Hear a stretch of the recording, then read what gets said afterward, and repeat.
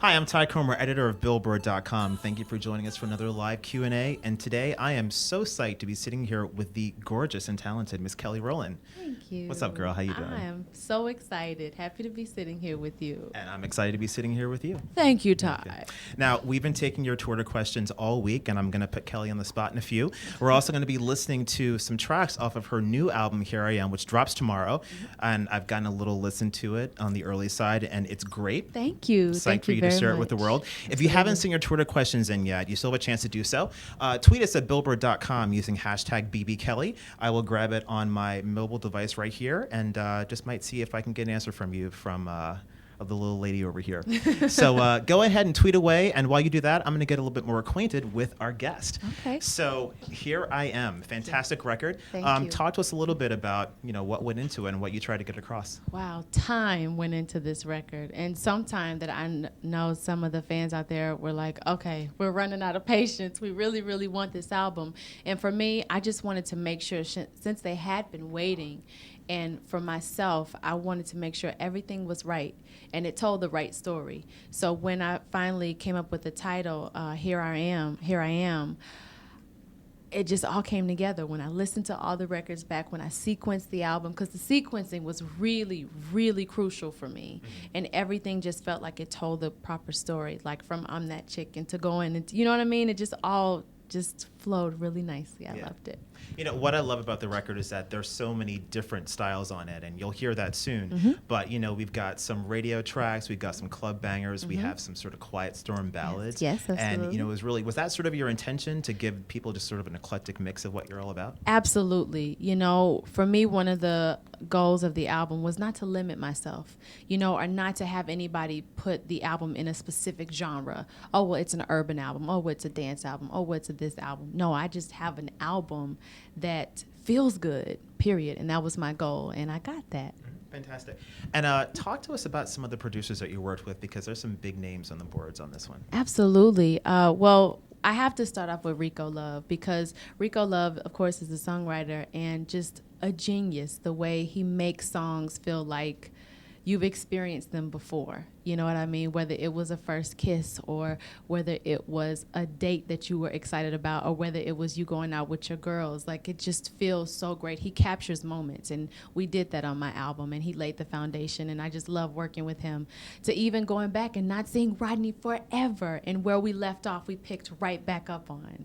To meeting Esther Dean for the first time and falling completely in love with her, and just so happy for her, because she's such a focused, driven woman that makes great music for the world to hear and for the world to love.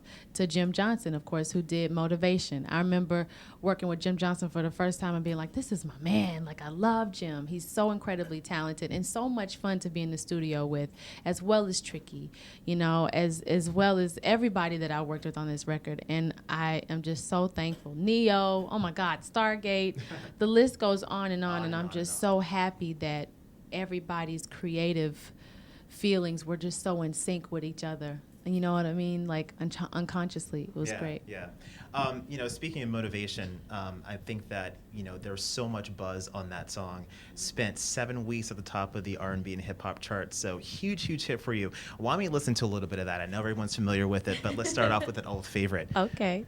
Motivation from Here I Am. You can feel free to... Okay. I might get my grip on. I want to see. I'll just wait. I'll be dancing.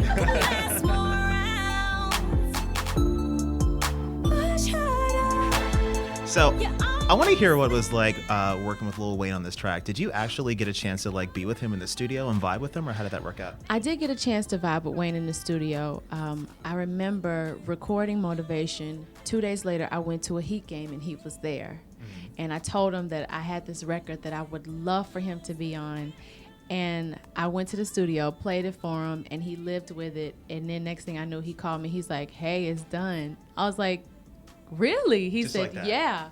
And what I loved about that is the fact that he's just an artist that loves music. You can tell that just by how genius he is on his records.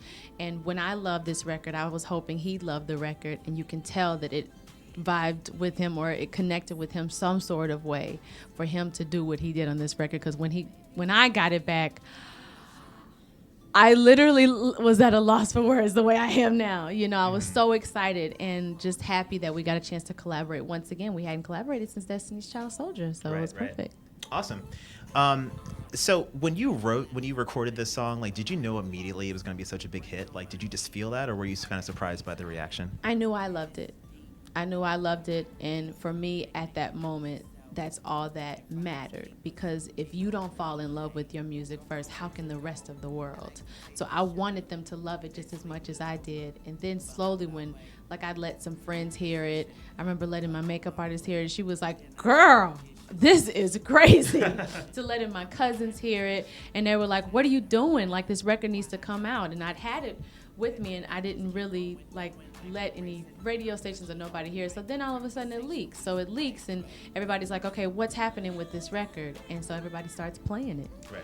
And it just kind of took on a life of itself. And I'm just so grateful to radio, you know, for just putting it on. Sometimes some of them without even permission, they were like, we going for it. And I just really appreciate that, because that lets you know that R&B is alive and well.